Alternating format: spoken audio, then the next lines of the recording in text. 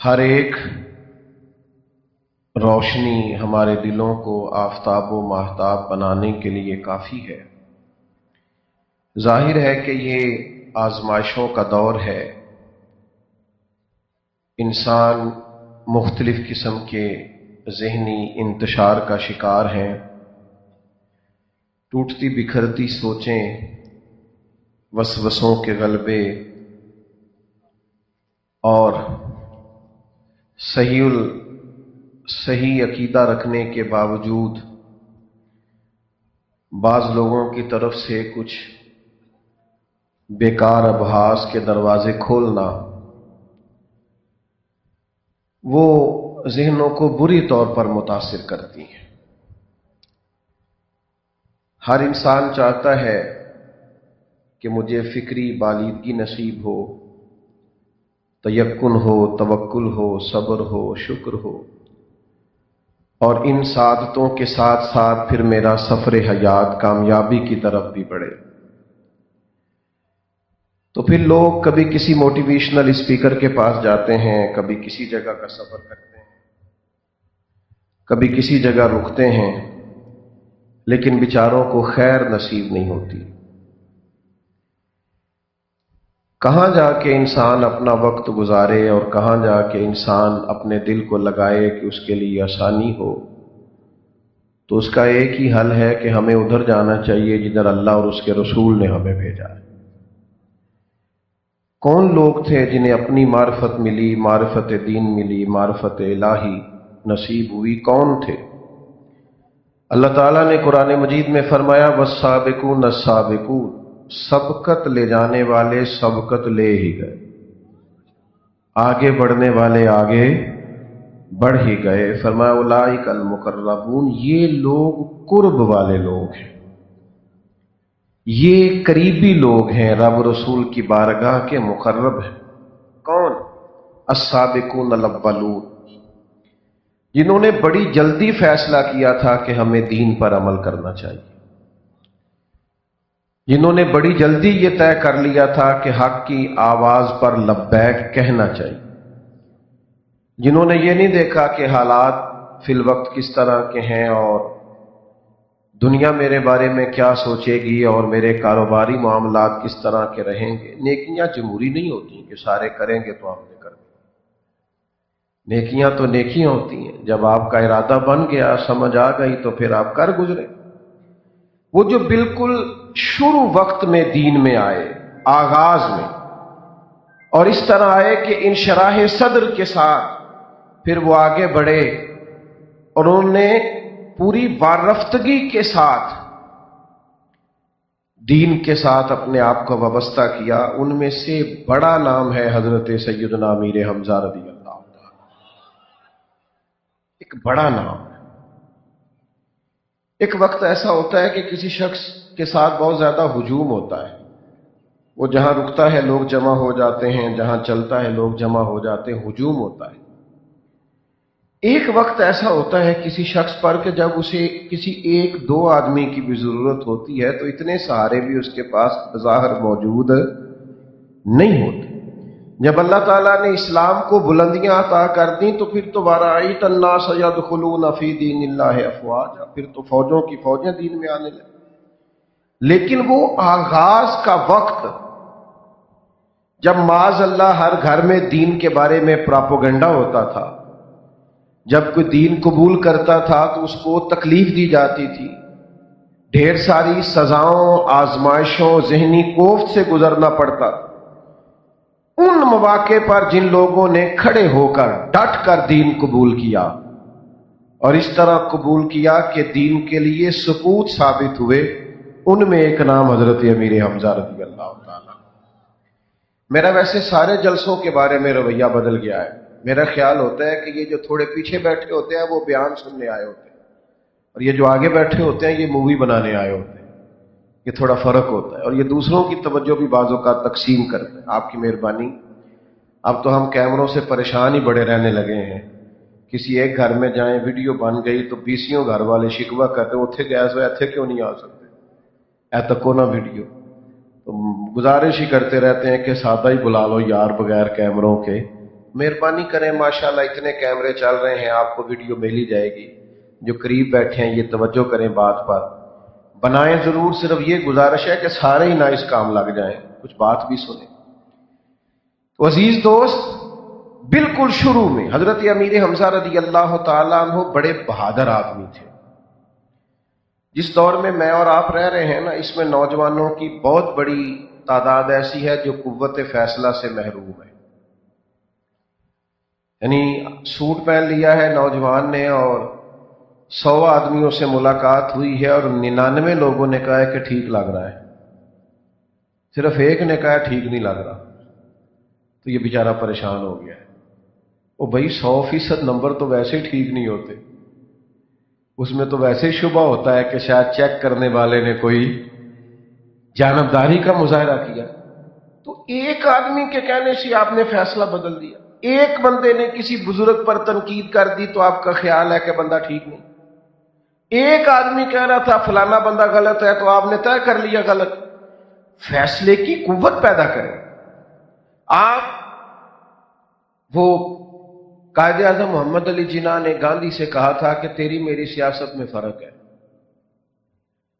تو دیکھتا ہے کہ قوم کیا سوچتی ہے اس طرح کی بات کرتا ہے، میں دیکھتا ہوں قوم کا فائدہ کس میں ہے۔ اگرچہ اس وقت قوم اس طرف آنے کو تیار نہ ہو، میں اللہ کی رضا کے لیے وہ فیصلہ کر دیتا ہوں، اللہ لوگوں کے دل ادھر پھیر دیتا ہے۔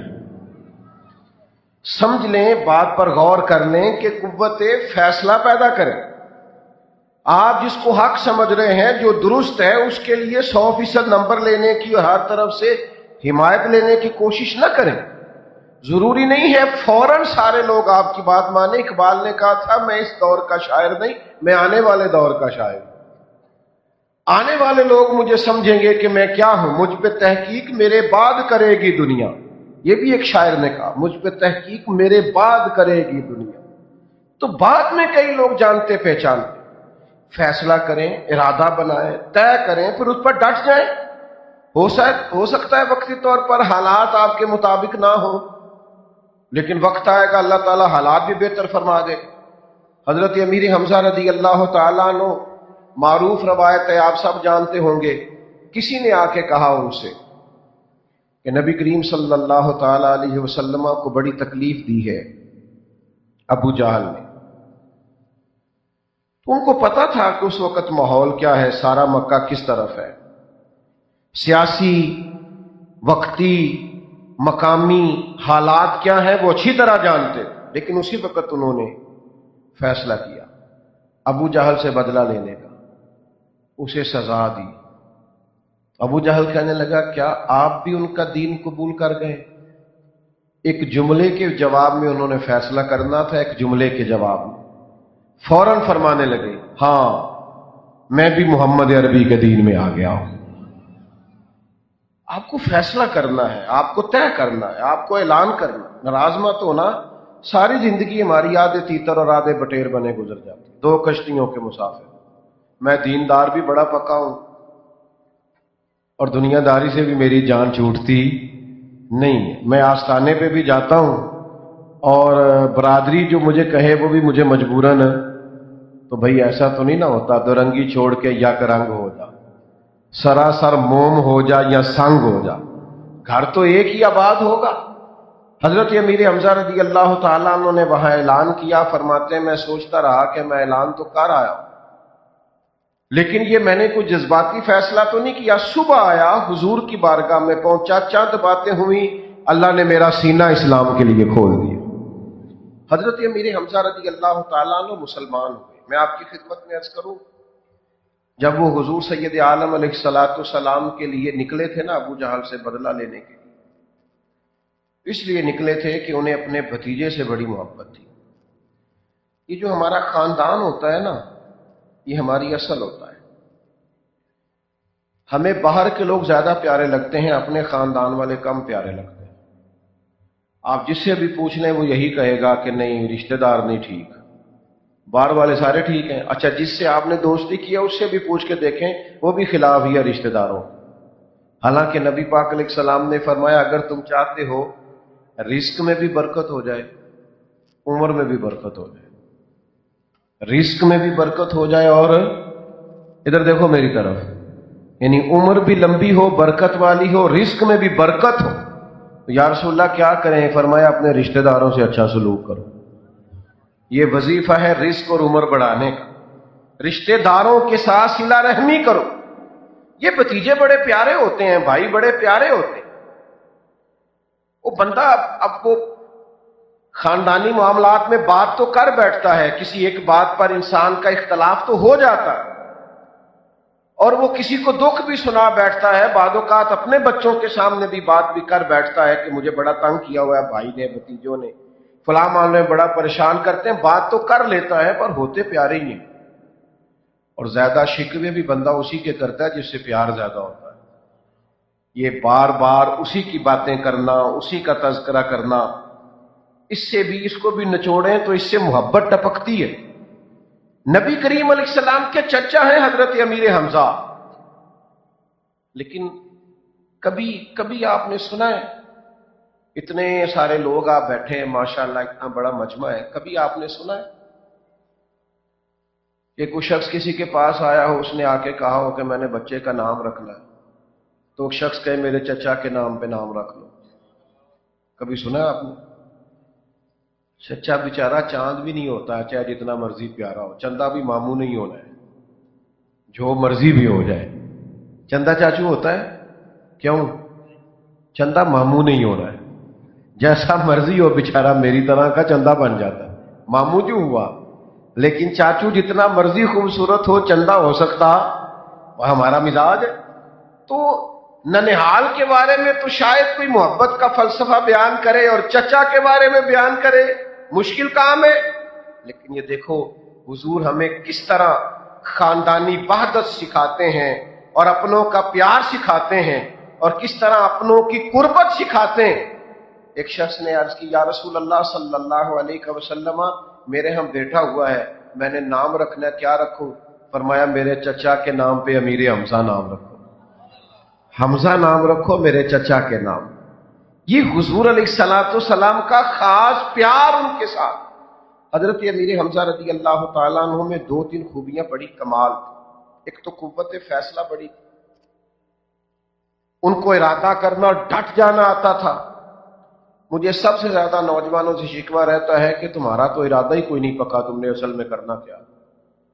कच्ची पक्की बातें करेंगे, कर लूं कि ना करूं, चलूं कि ना चलूं, सवेरे इरादा और था, दोपहर को वीडियो और देख ली, शाम को एक और मोटिवेशनल स्पीकर को खोल लिया, एक नई कहानी नजरों के सामने से गुजर गई। ओ भाई तू तय तो कर, तू इरादा तो कर। मैं अक्सर दोस्तों से कहा करता हूं, मैं कॉलेज में भी जाया करता था तो टोपी के साथ, तो मेरा एक बड़ा मोहब्बत वाला क्लास फेलो था, वो सबसे ज्यादा मुझे तंग करता था, मौलवी मौलवी कह के। उस जमाने में ना एक थोड़ा सा मसला चलता था, बम धमाके बड़े होते थे, तो वो तंग करता था कि मौलवियों बम न फोड़ दिया जाए कॉलेज में, तो तंग करता था। तो वो हम उस वक्त भी लुत्फ लेते थे कि दोस्त है, प्यार वाला है। तो मुझसे कई दफा कहता था कि यार ये इस हुलिये में तुम और सारे लोग और हुलिये में थोड़े अलग अलग नहीं लगते। फिर अल्लाह ने वक्त बदला, फिर उसी ने मुझे एक दिन फोन किया, कहने लगा कि जरे मेल तेरे नाल एक फोटो लैनी, इंज भी सज्जन वाह वाह ते उंज भी सज्जन।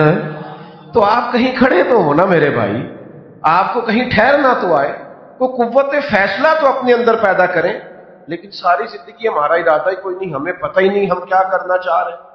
जब आपने तय ही नहीं किया तो सड़क पर कैसे चढ़ेंगे, और नहीं चढ़ेंगे सड़क पर तो मंजिल कैसे आएगी। तो हजरत अमीर हमजा में कुव्वत फैसला बड़ी। दूसरी बात यह थी कि हजरत अमीर हमजा बहादुर बड़े थे। दुनिया में दलेर आदमी थोड़ा कम भी जी ले तो उसकी दास्तान कायम रहती है। बहुत लंबी उम्र नहीं पाई हजरत अमीर हमजा, लेकिन दलेर थे, जर्री थे, बहादुर थे। ये जो बात बात पे हमारे हाथ पैर फूलने लगते हैं ना, और जरा जरा सी बात पे एंजाइटी और डिप्रेशन होने लगता है, ये कौम को इनकलाब नहीं ला सकती।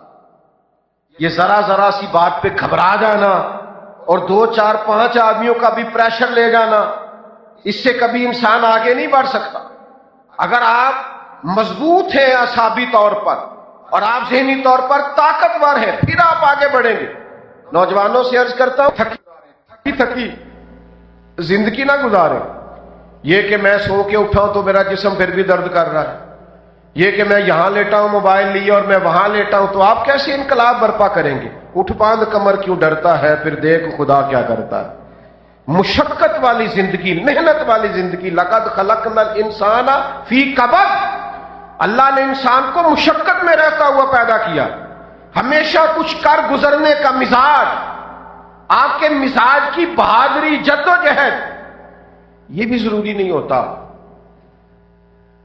کہ بندہ کوئی انقلاب برپا کر کے دنیا سے جائے، اپنے حصے کا کام کر کے جانا چاہیے، بہادری کے ساتھ، دلیری کے ساتھ۔ جیتنا ضروری نہیں ہوتا، میدان میں رہنا ضروری ہوتا ہے۔ آپ یہ دیکھیں کہ میدان میں کھڑے رہ سکتے ہیں، ڈٹنا آتا ہے، آپ دلیر ہیں، باہمت ہیں، با حوصلہ ہیں۔ وہ کسی علاقے میں نا ایک بیماری بار بار پھیلتی تھی، وبا بار بار پھیلتی تھی، حالات بار بار خراب ہوتے تھے، اور بہت سارے لوگ ہر سال اس بیماری سے رخصت ہو جاتے تھے۔ بھائی خاموش ہو جائیں، بات سنیں، پیارے بھائی بیٹھ جائیں، آپ بھی بیٹھ جائیں محبت سے، اللہ تعالیٰ سلامت رکھیں۔ یہ اتنے سارے لوگ پیار سے بیٹھے ہیں، آپ بھی محبت سے تشریف رکھیں، انشاءاللہ کرم ہوگا۔ سنیں جی، اللہ جزائے خیر، سنیں۔ وہ لوگ بار بار انتقال کر جاتے اس بیماری سے، تو اطباء انہیں کہتے، ڈاکٹرز انہیں کہتے کہ یہ جو پہاڑیاں ہیں نا، تین کٹھی، ایک پہاڑی، پھر اوپر پہاڑی، پھر اس کے اوپر پہاڑ، اس کے اوپر ایک جڑی بوٹی ہے، وہ اگر مل جائے تو اس سے علاج ہو سکتا ہے۔ وہاں جائے کون؟ ڈھلان بڑی سیدھی ہے، جو پیر رکھتا ہے پھسل جاتا ہے، راستہ ہے کوئی نہیں۔ لیکن لوگ ہر سال کئی دائی اجل کو لبیک کہہ جاتے، اس لیے کہ وہ بیماری بڑی سخت حملہ کرتی۔ ایک شخص نے طے کیا کہ میں نے جانا ہے، اس کو چھوڑ، میں نے جانا ہے اور میں نے رستہ بنانا ہے، آگے بڑھنا ہے۔ اب اس نے وہ پہاڑ کاٹنے کا، نا میری طرف دیکھنا، اس نے پہاڑ کاٹنے کے اوزار لیے اور پہاڑ کاٹنا شروع کیا، تو جو بھی قریب آتا نا کہتا یہ نہیں کٹیا جانا، مشکل کام۔ بہت سارے لوگ حوصلہ توڑنے آتے ہیں، یہ نہیں ہو سکتا، یہ اس دور میں ممکن ہی نہیں۔ اس نے کہا تو اکیلا اتنے لمبے لمبے بڑے بڑے 3 پہاڑ کیسے کاٹے؟ اس نے کہا یار مجھے کرنے تو دو۔ بڑے لوگوں نے حوصلہ توڑا، سالوں لگ گئے، زندگی کا ایک حصہ گزر گیا، 2.5 پہاڑی میں سے رستہ بن سکا، اور بندے کے انتقال کا وقت آ گیا۔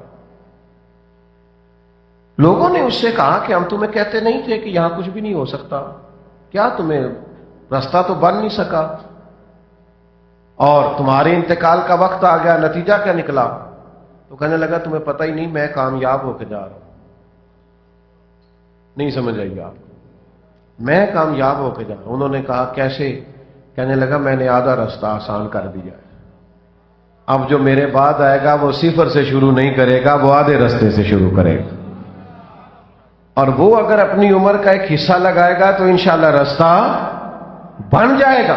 وہ آدھا رستہ تو آسان کرو میرے بھائی، جو بعد میں آئے انہیں 0 سے تو نہ شروع کرنا پڑے۔ امام بخاری احادیث جمع کر کے ہمیں دے گئے، اور پھر امام صاحب رحمت اللہ علیہ نے فرمایا لو میں تمہیں ذخیرہ دے رہا ہوں۔ اب فقہا آئیں گے اور اس میں سے مسائل اخذ کرتے چلے جائیں گے، اب لوگوں کو اس میں سے مسائل کا استنباط کر کے دیتے چلے جائیں، لیکن کچھ تو کیا نا، ڈیوٹی تو کی نا۔ حضرت امیر حمزہ کا کمال پتہ کیا ہے؟ وہ بدر میں، احد میں شہید ہو گئے تھے۔ بظاہر 2 بڑی جنگوں میں وہ شریک ہوئے، کچھ اور بھی مہمات میں گئے، لیکن بدر اور احد میں شہید ہوئے۔ لیکن آپ کو پتہ ہے جو انقلاب دنیا میں اسلام کا آیا ہے، اس میں جن لوگوں کے خون نے سب سے زیادہ کردار ادا کیا ہے وہ سرکار امیر حمزہ جیسے لوگ ہیں۔ کردار ادا کیا ان لوگوں نے، اور کامیاب کردار ادا کیا، دلیروں کے ساتھ میدان میں نکلتے، دلیروں کے ساتھ۔ شیر تھے حضرت امیر حمزہ رضی اللہ، دلیر تھے۔ میں نا یہ جو نوجوان ڈری ڈری سہمی سہمی باتیں کرتے ہیں نا، اور آ کے اپنے دکھ سناتے ہیں کہ بڑا غریب ہوں، خاندان بھی بڑا غریب ہے، حالات بھی بڑے تنگ ہیں، اور میں جناب مجھے بتائیں، تو کچھ لوگوں کو رحم آتا ہے نا، مجھے بعض اوقات ایسے جوانوں پہ غصہ آتا ہے۔ میں کہتا ہوں یار 2 نوکریاں کرو، 3 नौकरियां करो, मुशक्कत करो, जद्दोजहद करो, जमीन के ऊपर काम, नीचे जाके आराम।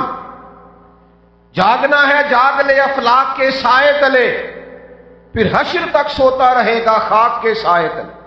मेहनत करें, जद्दोजहद करें, कोशिश करें, अपने खानदान को लेके आगे बढ़े। हिम्मत करेंगे तो अल्लाह मदद फरमाएगा। हजरत अमीर हमजा रदी अल्लाह तआला अन्हु को जनाब वाशी रदी अल्लाह तआला अन्हु ने शहीद किया, जो बाद में मुसलमान हुए, तो फरमाते हैं सामना करने की तो किसी में हिम्मत ही नहीं थी। आप अल्लाह करे आप मेरी बात समझें, सामना करने की तो हिम्मत ही नहीं थी जनाब अमीर हमजा की जंग में कोई सामना करे। आप फरमाते हैं मैंने शहीद किया तो मैं भी पहाड़ी के पीछे छुप के बैठा था, और वो गुजरे तो मैंने पीछे से उन पर वार किया और उनको जख्म लगा, नेजा लगा, गिरे, लेकिन इतने बाहिम्मत थे फिर उठ के खड़े हो गए, फिर उठ के। लेकिन जाहिर है खून बड़ा बह गया था, वजूद ने साथ ना दिया। जिस्म तो अगर के जमीन पे तशरीफ ले आया, लेकिन जहनी तौर पर वो ताकतवर, वो अभी भी खड़े थे। हमारे यहां कितने मरीज हैं जो जिस्मानी तौर पर इतने मरीज नहीं होते जितने जहनी तौर पर बीमार हो जाते, इतनी तकालीफ नहीं होती जितना उन्होंने सर पे सवार किया हुआ होता, इतने मसाइल नहीं होते, दुख नहीं होते जितना वो बेचारे रो रो के उसका इजहार कर रहे होते। ज़हनी तौर पर ताकतवर होकर जीना, यह सबक है हजरत अमीर हमजा रदी अल्लाह तआला। और बहादुर वक्त गुजारना दलेरी के साथ। आपको पता है आज लोग कलिमा हक नहीं कह सकते।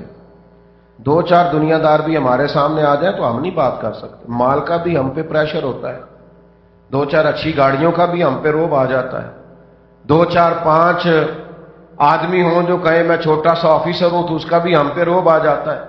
हम खुल के जीते नहीं, हम प्रेशराज। हमारे एक बुजुर्ग थे हजरत मौलाना ताउल मुस्तफा साहब जमील रहमतुल्लाह अलैह, तो उनके दादा आला हजरत के खलीफा थे। मैंने उनसे कहा अपने बुजुर्गों की कोई बात तो सुनाए, तो कहने लगे वो मुझसे कहा करते थे कि तुम्हें कोई मौलवी कहे ना तो परेशान नहीं होना, ये हमारे लिए शर्म की बात नहीं, नाज की बात है। हाँ, थोड़ा सा डटना, जो काम कर रहे हो उस पर तुम्हें नाज होना चाहिए। खुदा जाने बुलंदी है कि पस्ती, पर जहां मैं हूं वहां कोई नहीं है। आप ये जो एहसासे कमजोरी और एहसासे महरूमी है ना, ये तो बंदे को ले जाता है। आप ज़हनी तौर पर ताकतवर हो, फिक्री तौर पर मालदार हो। पूरा बाब है बुखारी में कि इंसान दिल का गनी होता है, दिल का गनी होता है बंदा, दिल का, जेबों का नहीं। क्या कहा था दरवेश ने, माला वाले सखी नहीं होंगे ते सखियां कोल माल नहीं होंदा। माला वाले सखी नहीं होंगे ते सखियां कोल, हाँ, इत्थे ओथे दोवी जहानी, सखी कंगाल नहीं होंदा। तो ये ज़हनी तौर पर ताकतवर बनना ये कमाल है। तीसरी बात हमने हजरत अमीर हमजा से पता क्या सीखनी है, मर बंदा बिस्तर पे भी जाता ही है। नाराज हो गया, मर लोग सड़क पे भी जाते ही हैं, मर लोग अस्पताल में भी जाते ही हैं, लेकिन जान अगर उसके काम आ जाए ना जिसकी है। नहीं समझ आई आपको बात? कोई अपनी मर्जी से मरना चाहे तो खुदकुशी हराम है, अपनी मर्जी से जान माज अल्लाह लेना चाहे तो खुदकुशी, उसकी राह में मर जाए तो शहादत है। जान जो है ना, जान, किसी ने हजरत मौला अली शेर खुदा से कहा था कि आप अपनी पुश्त पर जंगी लिबास नहीं पहनते, तो हजरत अली फरमाने लगे पुश्त तो दिखानी नहीं, तो पुश्त तो वो दिखाएगा ना जो भागेगा। बड़ा मशहूर कौल है मौला कायनात का, फरमाया करते थे मैं नहीं डरता मौत मुझ पे आ गिरे या मैं मौत पे जा गिरूं, मरना तो है, तो डर डर के मर जाना, सहम सहम के मर जाना। ये जान अगर रब रसूल के काम आ जाए ना, काम, यानी बदर के दिन जाके कहा जासूस ने अबू जाल से कि वो तो 312-313 लोग हैं, उनमें भी बच्चे हैं, बूढ़े हैं, कोई असला नहीं, कोई बात नहीं। तो अबू जाल कहने लगा इस तरह करो, जंग क्या करनी है, इनको घोड़ों की पुश्तों पे बांधो, सुबह मक्के ले जाएंगे, देखेंगे क्या करना है। तो जासूस कहने लगा पहले पूरी बात तो सुन ले, बंदे 313 हैं और मैं रात को गया था जासूसी करने, ज्यादातर मुसल्ले पे बैठे थे। اور دعا سارے شہادت کی مانگ رہے تھے. سب کہہ رہے تھے مالک ابھی یار آپ ہمارا تعلق اس جماعت سے ہے جو باپ اور بیٹا حضرت خزامہ اور حضرت سعد قرآن اندازی کرتے تھے. باپ کہتا تھا میں نے جنگ میں جانا ہے، بیٹا کہتا تھا میں نے جنگ میں جانا ہے. کہا قرآن اندازی نہ کر لیں، جان پاویں نہ جان میرے محبوبہ، میں لگیاں توڑ نبھیساں، راہ تیرے وچ رول کے مرساں، تے قدم نہ پیچھا ہٹیساں، شہر تیرے دے ٹکڑے منگساں، تے تیرے کتیاں دے پیر چمیساں. سجنا جان امانت تیری، تو جدوں منگ سہ میں پیش کرے سا. جب ہے ہی تیری تو جب تو طلب کرے گا پیش کر دیں گے. ہماری ہے ہی نہیں ہے اس کی. تو میرے بھائی آپ اس جان کو رب رسول کے حوالے کر دیں، یہ ڈیوٹی لگا دیں دین کے لیے، آپ کام لگا دیں. حضور نے فرمایا جس کے دل میں کبھی شہادت کی آرزو پیدا نہیں ہوئی وہ تو منافق کا دل ہے. یہ تو آپ کے اندر تڑپ، میرے اندر تڑپ ہونی چاہیے. تو بھائی یہ جان کی خاطر بزدلوں کی طرح کا وقت گزارنا، اس سے بندہ کمزور ہو جاتا ہے. آپ باہمت بنیں. زیادہ باتیں نہیں کرنی چونکہ مختصر بات کرنے کے قائل ہیں. ایک بات کی طرف اور بڑا ضروری ہے آپ کا اشارہ کرانا اور پھر بات کو سمیٹنا ہے. شہدائے احد جو ہیں نا، ان کے مزارات پر میرے نبی کریم علیہ السلام بڑی محبت سے جایا کرتے، پھر خلفائے راشدین بھی جاتے. اور شیخ محقق رحمۃ اللہ علیہ فرماتے ہیں جو ان کو سلام کرے یہ جواب بھی عطا کرتے ہیں. باقی میں نے پچھلے دنوں ایک بات کی تھی کہ یہاں مشائخ بیٹھے ہیں، میں دیکھ رہا ہوں قبلہ شاہ صاحب بھی سامنے بیٹھے ہیں اور بھی کافی حضرات، سید صاحب بھی ماشاءاللہ تشریف لے آئے. ہمارے ہاں ایک اور بھی مسئلہ بن گیا ہے. شہدائے احد کے بارے میں آیات آئی تھیں کہ ان کو مردہ گمان بھی نہ کرنا، یہ زندہ ہے. لیکن آپ بخاری شریف دیکھیے حضور وہاں جاتے تو ان کی مغفرت کی دعا فرماتے. بات کی سمجھ آ رہی ہے؟ ان کی مغفرت کی. یہ جو بعض جگہوں پہ رواج بن گیا نا کہ پیر صاحب چلے گئے ہیں تو بخشش کی دعا نہیں ہو سکتی، بلندی درجات کہو، بلندی درجات کہو. او خدا کے بندے نہ ایسا کر، مہربانی کر. اگر شہدائے احد کے لیے بخشش کی دعا ہو سکتی ہے تو تیرے پیر کے لیے بھی بخشش کی دعا ہو سکتی ہے. اتنے دور نہ جائیں، مہربانی کریں. جہاں تک بات ہے وہاں تک. اچھا کچھ لوگ مجھے بڑے گھور گھور کے دیکھ رہے ہیں، حالانکہ میں بالکل صحیح بات کر رہا ہوں اور دلیل سے کر رہا ہوں. او مہربانی کریں جی، دعا کریں جی بلندی درجات کی. او میرے بھائی تو بخشش کی دعا کر. استغفار تو نیک لوگ بھی کیا کرتے. کیا آپ نے وہ روایت نہیں پڑھی کہ کریم فرماتے ہیں میں دن میں 100 بار استغفار کرتا ہوں؟ تو مزارات پر جانا یہ تو حضور علیہ السلام کا طریقہ ہے، سرکار جاتے تھے.